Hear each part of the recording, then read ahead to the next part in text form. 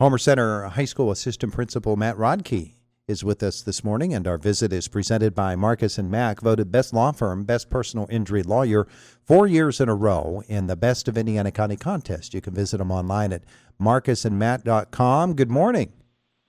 Good morning. How you doing? Wonderful. Good to have you with us here this morning as we talk a little end of the school year. It's approaching probably faster than a lot of people realize, isn't it?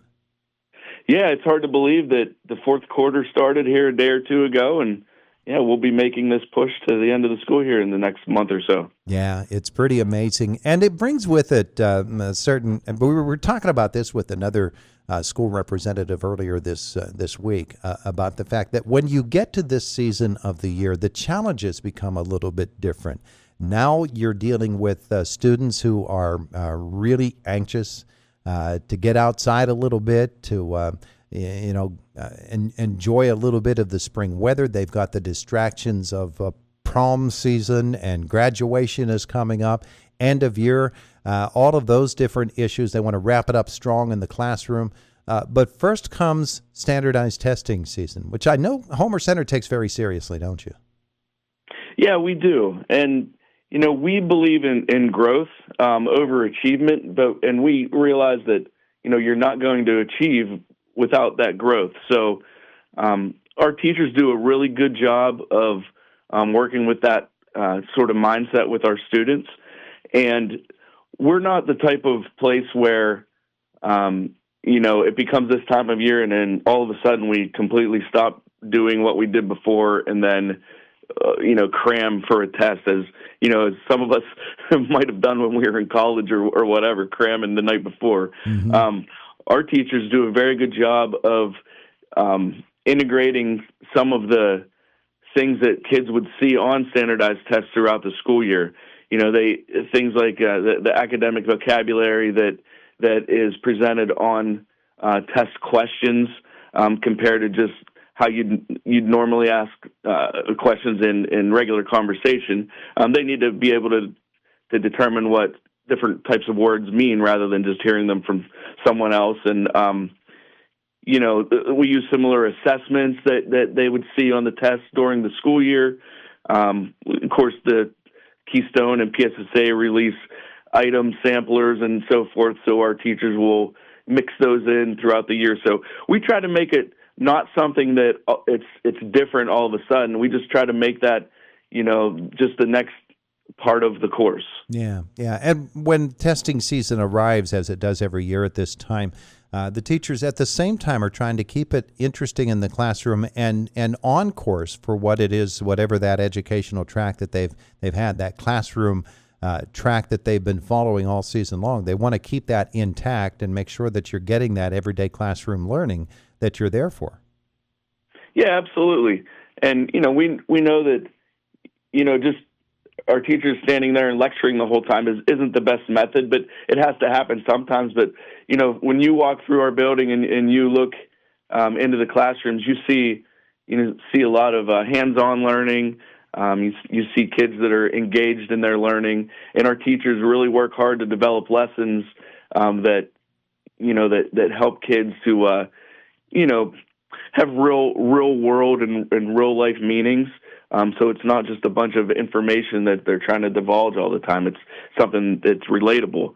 And like I said, our teachers do a really good job of using the standards and the curriculum that the state has, and then creating interest for the kids so that they learn. And as you said before, we have done a good job here at Homer Center over the years with our test scores, and we are very proud of that. We had a group of students in our last half hour, and some of them were talking about their career choices and this opportunity to get outdoors, which I was talking about.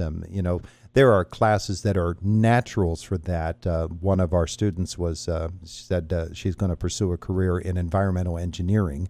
And so her interest is in outdoors and the environment. In her case, it was having to do with dealing with mine cleanups and those sorts of things, which are endemic to this region. But teachers do actually take the opportunity to use the outdoors after being cooped up inside all winter long, to use the outdoors where the opportunity presents itself to add that into the whole lesson plan. Yeah, absolutely. Many of times we see our science teachers, more so than others, will will go outside with their classes and do different sorts of experiments and things. Many of our math teachers will go out and at this time of year when it's nice, do some things with, you'll see them using shadows and so forth with some trigonometry experiments and things like that. Our English teachers like to, sometimes if it's just a reading assignment and it's a nice day, they can go outside and just kind of take in the nice fresh air, as you were saying. We do at Homer Center. We have an outdoor classroom near the stream on the one side of our property, and our biology teachers over the years and our environmental science teachers over the years have gone down there. And I know Mr. McAdoo, who's one of our new teachers this school year, has already been down there in the fall with his students, and I know he plans to take the group out there during the spring as well. So yeah, a lot of learning happens in nature, and especially with our science programs. Yeah, one of the other things about this season of the year is that it becomes prom season, and seniors begin to look forward to graduation, and so it's easy to become distracted by those sorts of things. The faculty, they have to do a really solid job, and they do, of keeping those students really engaged in the learning environment while making sure that it's fun.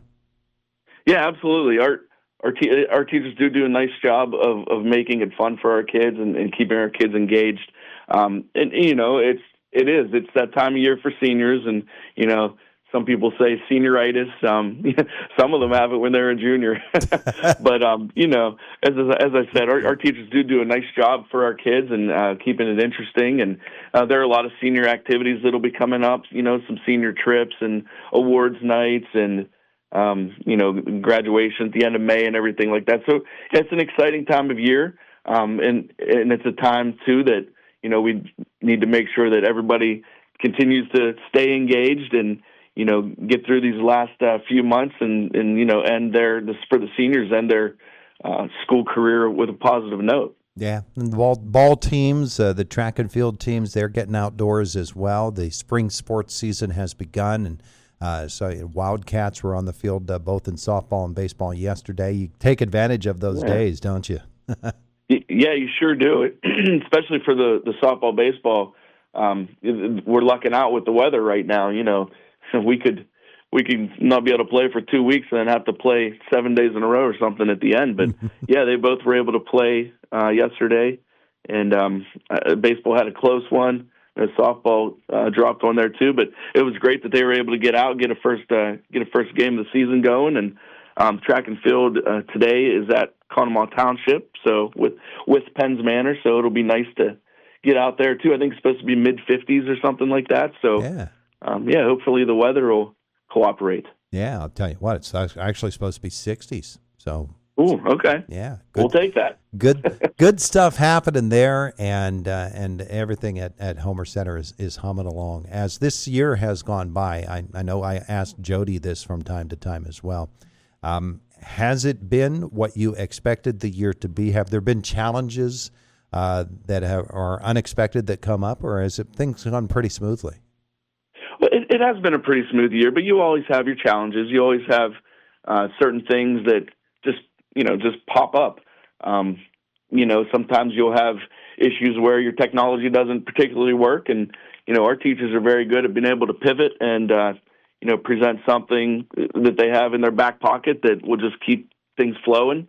And so, yeah, it